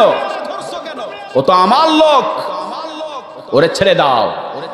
ওসি সাহেব বলে, স্যার অস্ত্র সহ গ্রেফতার করা হয়েছে। নেতা বলে, ওসি সাহেব অস্ত্র সহ বল্টু মিয়াকে ছেড়ে দাও, ঠিক কিনা? আমার বন্ধুগণ, কিয়ামতের দিন পথভ্রষ্ট কর্মীরা বলবে, পথভ্রষ্ট নেতাদেরকে বলবে, ফাহাল আনতুম মুগনুনা আন্না মিন আযাবিল্লাহি মিন শাই। পড়েন আল্লাহু আকবার। দুনিয়ার জীবনে যখন বিপদে পড়েছিলাম তখন তোমরা আমাদেরকে বিপদ থেকে রক্ষা করেছিলে। আজ আল্লাহর আযাব থেকে তোমরা আমাদের জন্য কিছু করতে পারবে নাকি? আমার ভাইরা, পথভ্রষ্ট কর্মীরা পথভ্রষ্ট নেতাদেরকে বলবে, তোমরা আমাদেরকে আল্লাহর আযাব থেকে কিছু করতে পারবে নাকি? সেই সময়ে পথভ্রষ্ট নেতারা বলবে, লাউ হাদানাল্লাহু লাহাদাইনাকুম। শোনো কর্মীরা, দুনিয়ার জীবনে আমাদের কপালে হিদায়াত ছিল না, সেজন্য আমরা তোমাদেরকে হিদায়াত দিতে পারি নাই।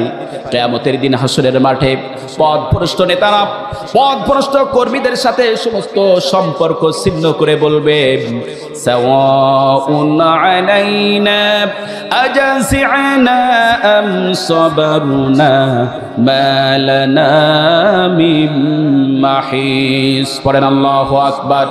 পথভ্রষ্ট নেতারা বলবে, আজ তোমাদের আযাব আর আমাদের আযাব সমান সমান। পথভ্রষ্ট কর্মীরা বলবে, তোমরা ছিলে হুকুমদাতা, তোমাদের আযাব আর আমাদের আযাব সমান সমান হবে, এটি আমরা মানি না, এটি আমরা মানি না, এটি হতে পারে না। আমার ভাইরা, পথভ্রষ্ট কর্মীরা রব্বুল আলামিনকে বলবে, ওগো আমাদের রব, এই সমস্ত চরিত্রহীন লম্পট, এই সমস্ত চোর ডাকাত চাঁদাবাজ টেন্ডারবাজ দুর্নীতিবাজদের কথা শুনে আমরা দিনের বিরোধিতা করেছিলাম, ইসলামের বিরোধিতা করেছিলাম। আমার সমাজে যে আলেমটি ইসলামী আন্দোলন করত, মানুষদেরকে কোরআন দিয়ে মানুষদেরকে আপনার দিকে আহ্বান করত, সেই মানুষটির বিরুদ্ধে ষড়যন্ত্র করে মিথ্যা মামলা দিয়ে জেলখানায় পাঠিয়েছিলাম। ওগো আল্লাহ, আর এখন শুনছি তাদের আযাব আর আমাদের আযাব নাকি সমান সমান, এটি আমরা মানতে পারি না। আমার ভাইরা, পথভ্রষ্ট কর্মীরা সেদিন বলবে, রব্বুল আলামিন, আপনার কাছে আমাদের দুটি দাবি আছে। কয়টি দাবি? কয়টি দাবি? আপনার কাছে আমাদের দুটি দাবি আছে। প্রথম দাবি হলো, নাজআলহুমা তাহতা আকদামিনা লিয়াকুনা মিনাল আসফালিন। পড়েন আল্লাহু আকবার। পথভ্রষ্ট কর্মীরা বলবে, রব্বুল আলামিন, আমাদের ওই নেতাদেরকে আমাদের সামনে এনে দেন, আমরা একটু তাদের বুকের ওপর পাড়াবো, তাদের বুকের ওপর পা দিয়ে জাহান্নামের মধ্যে প্রবেশ করব। জোরে বলুন নাউজুবিল্লাহ। সেদিন নেতাদের নেতাগিরি একদম ছুটে যাবে। পথভ্রষ্ট কর্মীরা বলবে, রব্বুল আলামিন, এটি হচ্ছে আমাদের প্রথম আবেদন। আর দ্বিতীয় আবেদন হলো, ওগো আমাদের রব, রব্বানা আতিহিম দিআফাইনি মিনাল আযাবি ওয়ালআনহুম লা'নান কাবীরা। পড়েন আল্লাহু আকবার। ওগো আমাদের রব, তুমি আমাদেরকে যে আযাব দিবে তার দ্বিগুণ আযাব, তার ডাবল আযাব আমাদের নেতাদেরকে দিতে হবে। কথা বুঝতেছেন? কি বলবে? তুমি আমাদেরকে যে আযাব দিবে তার ডাবল আযাব আমাদের নেতাদেরকে দিতে হবে। আবার বন্ধুগণ, দুনিয়ার জীবনে পথভ্রষ্ট নেতারা যখন সামনে থেকে দেখেন, সামনে থেকে নেতৃত্ব দিয়ে কর্মীদের নিয়ে মিছিল করে, শো ডাউন করে, করে না? করে না? আবার বন্ধুগণ, কিয়ামতের দিন ওই সমস্ত নেতারা তাদের কর্মীদের সাথে নিয়ে সামনে থেকে নেতৃত্ব দিয়ে মিছিল সহকারে জাহান্নামের আগুনের মধ্যে প্রবেশ করবে। আল্লাহ পাক বলে দিলেন, ইয়াকুদুমু কওমাহু ইয়াউমাল কিয়ামাতি ফাআওরাদাহুমুন নার ওয়া বিইসাল বিরদুল মাওরুদ। পড়েন আল্লাহু আকবার। আমার বন্ধুগণ, কিয়ামতের দিন পথভ্রষ্ট নেতারা পথভ্রষ্ট কর্মীদের নিয়ে মিছিল সহকারে জাহান্নামের আগুনের মধ্যে প্রবেশ করবে। কথা বুঝতেছেন? আমার যুবক ভাইরা, আমার তরুণ শিক্ষার্থী ভাইরা, এরপরও কি আপনারা ওই সমস্ত চরিত্রহীন লম্পট নেতাদের পিছনে দৌড়াবেন? আল্লাহ পাক এজন্য কিন্তু এই যৌবনটা আল্লাহ পাক আপনাদেরকে দেন নাই। আপনারা যে বয়সটা পার করছেন, এই বয়সটা হযরত আলীর মতো, হযরত উমরের মতো, হযরত খালিদ বিন ওয়ালিদের মতো জাহাজের ময়দানে যুদ্ধে ঝাঁপিয়ে পড়ার বয়স। সুতরাং সব নেতাদেরকে আনুগত্য করা যাবে না। প্রিয় ভাইরা, এই কোরআনটিকে আমাদের পাঠাতে হবে কোথায়? পার্লামেন্টে পাঠাতে হবে। কোরআনওয়ালাদেরকে, ইসলামওয়ালাদেরকে, পীর মাশায়েখদেরকে, আলেম উলামাদেরকে সমর্থন দিতে হবে। আল্লাহর দেয়া বিধান যদি এই সমাজের প্রত্যেকটি সেক্টরে কায়েম হয়ে যায়, সুদ থাকবে না, ঘুষ থাকবে না, চুরি থাকবে না, ডাকাতি থাকবে না, ছিনতাই চাঁদাবাজ বন্ধ হয়ে যাবে। আমরা যে সোনার বাংলাদেশের কথা বলি, কোরআনের শাসন দিয়ে সেই সোনার বাংলাদেশ শতভাগ নিশ্চিত করা সম্ভব। আমরা হুজুররা সারাদিন ওয়াজ করে সুদ বন্ধ করতে পারবো না, ঘুষ বন্ধ করতে পারবো না। আমরা সারাদিন ওয়াজ করে চুরি ডাকাতি ছিনতাই চাঁদাবাজি টেন্ডারবাজি বন্ধ করতে পারবো না যদি কোরআন পার্লামেন্টে যায়। আর যদি এই পার্লামেন্ট থেকে একটা অর্ডার আসে, আজ থেকে সুদ বন্ধ, আজ থেকে ঘুষ বন্ধ, এক অর্ডারে বন্ধ হয়ে যাবে দেশের সকল অন্যায়। প্রিয় ভাইরা, এবার আপনারাই বলেন, ইসলামে রাজনীতি আছে না নাই? একটা আওয়াজ দিয়ে বলেন, মুসলমান, ইসলামের রাজনীতি আছে না নাই? কোরআনের রাজনীতি আছে না নাই?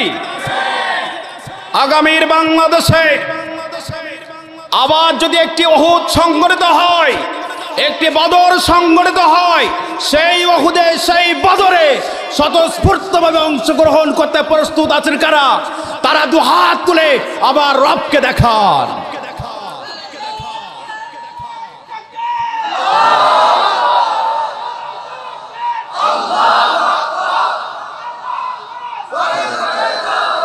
আব্দুল্লাহ বিন উবাই মুনাফিকদের সর্দার ছিল না? কথা বলেন, এখন সে কি কারণে মুনাফিক হয়ে গেল? রাজনীতি মানতেন না, দিন কায়েমকে অপছন্দ করতেন দুনিয়াবি স্বার্থের কারণে। আব্দুল্লাহ বিন উবাই যে কনসেপশন লালন করত, তার মতো মানুষ আমাদের সমাজে আছে না নাই? আপনাদের সমাজে নাই? আছে। তাদের জন্য আমাদের আফসোস, ঠিক কিনা? এই আব্দুল্লাহ বিন উবাই যখন মারা গেল, এটি শোনেন, তারপরে অবশ্যই আপনারা আরো আপনাদের নিজেদের কাছে এই দোষগুলি যাদের মধ্যে আছে, আমার বিশ্বাস তাদেরকে অবশ্যই আঘাত করবে। আব্দুল্লাহ বিন উবাই, আব্দুল্লাহ বিন উবাইয়ের যখন মৃত্যু হয়ে গেল, আব্দুল্লাহ বিন উবাইয়ের কলিজার টুকরা সন্তান, তার নাম হচ্ছিল আব্দুল্লাহ। আমার বন্ধুগণ, মহব্বতের সাহাবী ছিলেন বিশ্বনবীর। আব্দুল্লাহ দৌড়ে চলে গেল বিশ্বনবীর কাছে। বিশ্বনবীর কাছে যে বললেন, ইয়া রাসূলুল্লাহ, আমার পিতা একটু আগে মারা গিয়েছে। বিশ্বনবী বললেন, ইন্না লিল্লাহি ওয়া ইন্না ইলাইহি রাজিউন। হযরত আব্দুল্লাহ বললেন, ইয়া রাসূলুল্লাহ, আপনার দেহ মুবারকের উপর যে জামাটি আছে, ওই জামাটি আমার পিতার কাপড়ের জন্য খুলে দেন। আমার ভাইরা, বিশ্ব নবী দেরি করলেন না, নবীজি জামাটি খুলে দিলেন। হযরত আব্দুল্লাহ দৌড় দিয়ে তার পিতার কাপড়ের কাপড় হিসেবে জামাটি ব্যবহার করলো। আমার বন্ধুগণ, যখন সবাই জানাজার নামাজের জন্য প্রস্তুত, হযরত আব্দুল্লাহ রাদিয়াল্লাহু তাআলা আনহু ছুটে আসলেন বিশ্ব নবীর কাছে, এসে বলছেন, ইয়া রাসূলুল্লাহ, আমার পিতার ওসিয়ত, আমার পিতার জানাজার নামাজে আপনাকে ইমামতি করতে হবে। বিশ্ব নবী দেরি করলেন না। নবীজি 25 জন সাহাবী নিয়ে বিশ্ব নবী জানাজার নামাজ পড়ার জন্য রওনা হয়ে গেলেন। নবীজি যখন নামাজ শুরু করবেন, ভালো করে সবাই লক্ষ্য করুন, নবীজি যখন নামাজ শুরু করবেন, হযরত উমর পিছন দিক থেকে নবীজির জামা ধরে আস্তে করে টান দিলেন। হযরত উমর বললেন, ইয়া রাসূলুল্লাহ, কার জানাজার নামাজে আপনি ইমামতি করবেন? যার নামাজের ইমামতি করার জন্য আপনি দাঁড়ালেন, এই লোকটির কথা কি আপনার মনে নাই?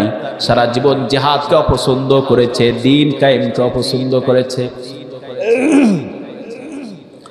বিশ্ব নবী হযরত উমরের কথার কোনো গুরুত্ব দিলেন না।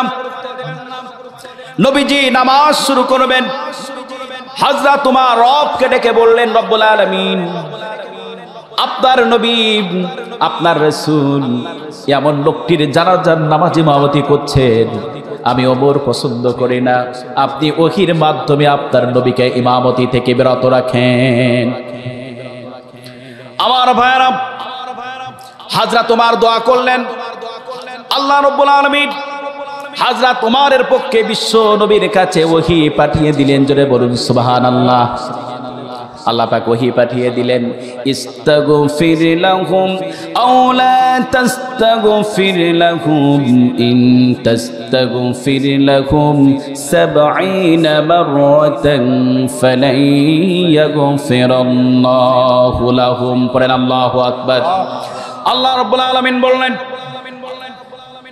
বিশ্ব নবীকে রব্বুল আলামিন বললেন, আপনি তাদের জন্য ক্ষমা প্রার্থনা করেন আর নাই করেন 70 বার যদি ক্ষমা প্রার্থনা করেন, আল্লাহ রাব্বুল আলামিন কখনো তাদেরকে মাফ করবেন না। আল্লাহু আকবার। এবার লক্ষ্য করেন, ইস্তাগফির লাহুম, আল্লাহ বললেন তাদের জন্য আপনি ক্ষমা প্রার্থনা করেন আর নাই করেন। তাদের বললেন কেন? আব্দুল্লাহ বিন উবাই তো একজন। লাহুম মানে কি? ফর দেম, তাদের জন্য। কিন্তু আল্লাহ তো বলতে পারতেন ফর হিম, তার জন্য বলতে পারতেন না? কথা বলেন, আল্লাহ বলতে পারতেন ইস্তাগফির লাহু, কিন্তু আল্লাহ লাহু না বলে লাহুম বললেন কেন? সেই সময়ে আব্দুল্লাহ বিন উবাইয়ের যত উত্তরসূরি ছিল এবং কিয়ামত পর্যন্ত যত উত্তরসূরি আসবে, আল্লাহ পাক লাহুমের মধ্যে সব উত্তরসূরিদেরকে, মুনাফিকদেরকে শামিল করে নিয়েছে। আল্লাহ জানিয়ে দিলেন, নবী, মুনাফিকদের জন্য আপনি ক্ষমা প্রার্থনা করেন আর নাই করেন, 70 বার যদি ক্ষমা প্রার্থনা করেন, ওই দোয়া আল্লাহর কাছে মঞ্জুর হবে না। আল্লাহ কারে বলছেন? আরে বলেন, কারে বলছেন? আল্লাহ নবীকে বলছেন, যেই নবীকে আল্লাহ পাক সান্নিধ্যে নিয়েছেন, যাকে সৃষ্টি জগতের মধ্যে সবচেয়ে বেশি মহব্বত করেন। কিয়ামতের দিন হাসরের ময়দানে যিনি সর্বপ্রথম মানুষের জন্য সুপারিশ করবেন না? কথা বলেন। সেই নবীকে আল্লাহ বলছেন, নবী, 70 বার যদি ক্ষমা প্রার্থনা করেন, ওই দোয়া কবুল হবে না। কথা বুঝতেছেন আমার বন্ধুগণ? আহারে, আমাদের সমাজে যারা আব্দুল্লাহ বিন উবাইয়ের উত্তরসূরি আছে, ভালো করে লক্ষ্য করেন, আমাদের সমাজে যারা আছে, নামাজ পড়ে, রোজা রাখে, হজ করে, যাকাত দেয়, দুনিয়াবি স্বার্থ হাসিলের কারণে দিন কায়েমের বিরোধিতা করে, বরং যারা দিন কায়েমের নেতৃত্ব দেয়, প্রচেষ্টা চালায়, তাদের বিরুদ্ধে ষড়যন্ত্র করে মিথ্যা মামলা দিয়ে জেলখানায় পাঠিয়ে দেয়। এই মানুষগুলি আবার দান সাদাকাও করে, দানের পরিমাণটাও বেশি। তাদের জন্য আমাদের আফসোস আছে না নাই? আছে না নাই? এই মানুষগুলি যদি মনে করে যে আমার মৃত্যুর পরে আমার মসজিদের হুজুর দিয়ে দোয়া করাবো না, মক্কা শরীফের ইমাম আসবে, এবং যদি সে বেতনভুক্ত করে যায়, কিয়ামত পর্যন্ত মক্কা শরীফের ইমামরা এসে তার কবরের পাশে এসে দোয়া করবে, জিয়ারত করবে, মক্কার ইমামদের দোয়া আল্লাহর কাছে মঞ্জুর হবে? কথা বলেন হবে মুসলমান? আল্লাহ রসুলকে আল্লাহ বলে দিলেন, নবী 70 বারও যদি দোয়া করেন ওই দোয়া কবুল হবে? কবুল হবে? কবুল হবে না। আহারে, তাহলে এই নামাজ পড়ে, রোজা রেখে, হজ করে, যাকাত দিয়ে কি লাভ? কোনো লাভ নাই। ওমাই ইয়াবতাগি গায়রাল ইসলামি দীনান ফালা ইউকবালা মিন ওয়া হুয়া ফিল আখিরাতি মিনাল খাসিরিন। এটা আমার কথা নয়, আমার কথা নয় মুসলমান, শুনে রাখেন সাতক্ষীরাবাসী। যে ব্যক্তি ইসলামকে বাদ দিয়ে অন্য কোন দিনকে খোঁজাখুঁজি করে, অন্য কোন আদর্শ মতাদর্শ যদি কেউ প্রতিষ্ঠার জন্য আন্দোলন করে, অন্য কোন আদর্শ প্রতিষ্ঠার জন্য আন্দোলন করে, মানুষের তৈরিকৃত মতবাদ প্রতিষ্ঠার আন্দোলন করে, ফালাই ইউকবালা মিন, তার নামাজ, রোজা, হজ, যাকাত, কোন ইবাদত, বন্দেগী, নেক আমল আমার আল্লাহর কাছে গ্রান্টেড হবে না, অ্যাকসেপ্টেড হবে। ওহুয়া ফিল আখিরাতি মিনাল খাসিরিন, আর তার আখিরাত ক্ষতিগ্রস্ত হয়ে যাবে। আখিরাত যার ক্ষতিগ্রস্ত হবে, দুনিয়ার জীবন কি তার ভালো থাকবে? কথা বলেন, ভালো থাকবে? দুনিয়ার জীবন ভালো থাকবে না। পালিয়ে যেতে হবে। কোথায়? কোথায়? পালিয়ে যেতে হবে। ভারতের মাটিতে বাংলার জমিনে জায়গা হবে না।